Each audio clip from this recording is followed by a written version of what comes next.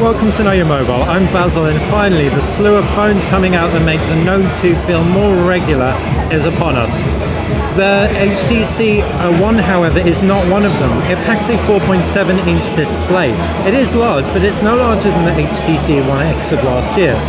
The Note 2 does pack a 5.55-inch display with OLED technology in contrast to the LCD technology in the HTC, and it offers Samsung's TouchWiz, and definitely a whole different proposition altogether. Starting off with the design, and the HTC One is definitely a richer phone. It's an aluminium unibody device.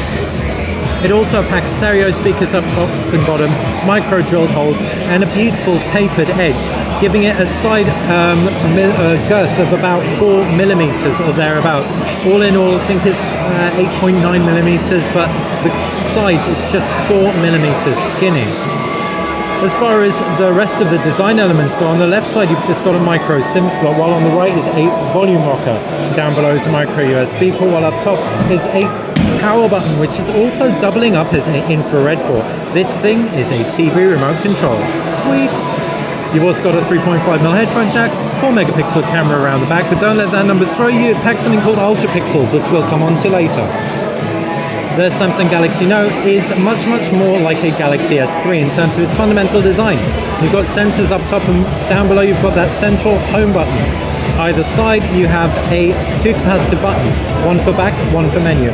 Sorry, we didn't mention you've got capacitive buttons at the base of the HTC One, back and home. On the left side of the Samsung Galaxy Note 2 you've got volume rocker. On the right you've got a power button. Down below is that gorgeous S Pen and a micro USB port.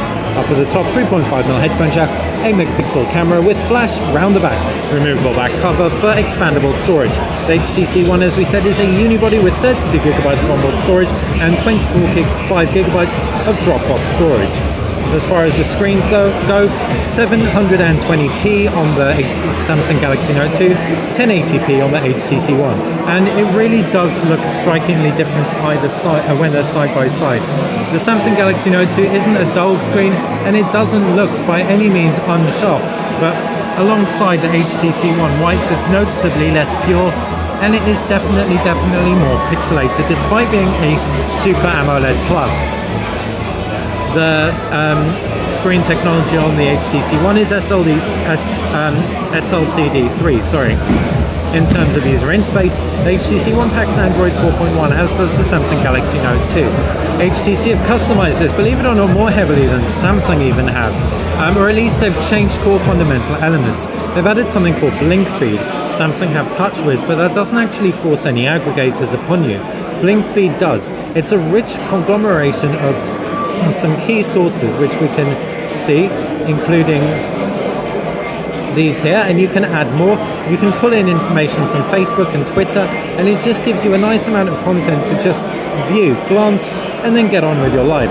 HTC say it's perfect for when you're in a queue, waiting for a bus, or just want to pick up your phone, have a flick, and then put it back down. On the left side of that you've got a standard screen which has just normal Android, so you can even add more screens and add widgets and shortcuts to your heart's content. Samsung go in a way more traditional way. Folders, as we know, but as we said, 3D transitions and no aggregators embedded on the screen. The applications drawer on the HTC One is also a little bit different. There's a sticky clock for starters, or at least it always stays up top.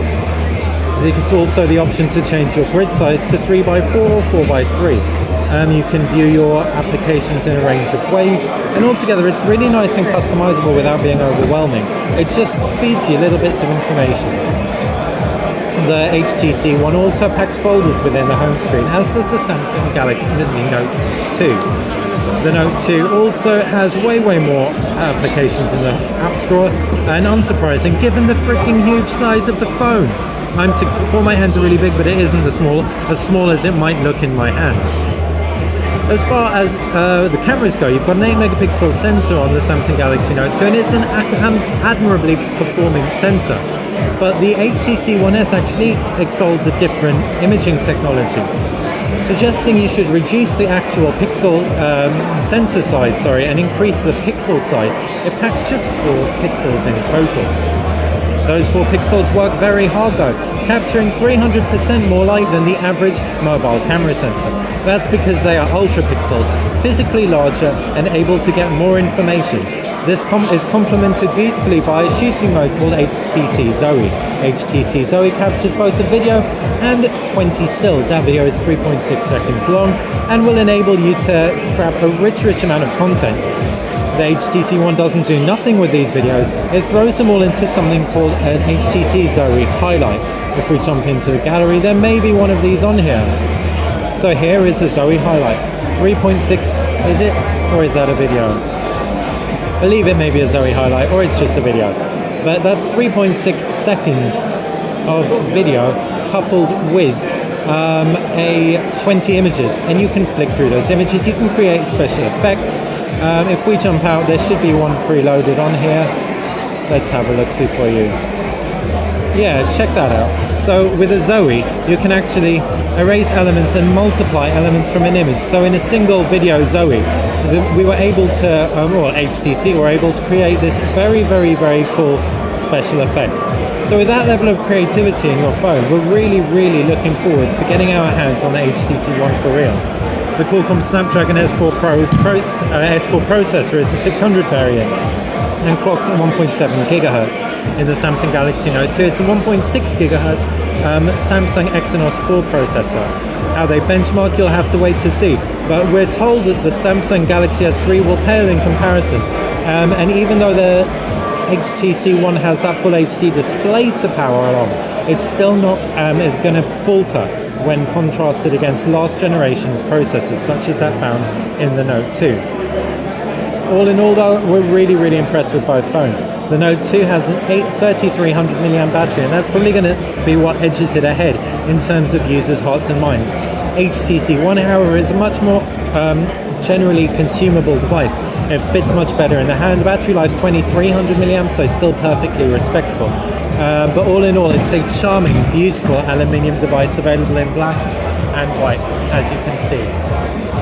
So that's been our comparison of the Samsung Galaxy Note 2 and the HTC One. If you have any questions, please feel free to file them in the comment section below. I've been Basil, this has been Know Your Mobile. If you like this video, click like and subscribe.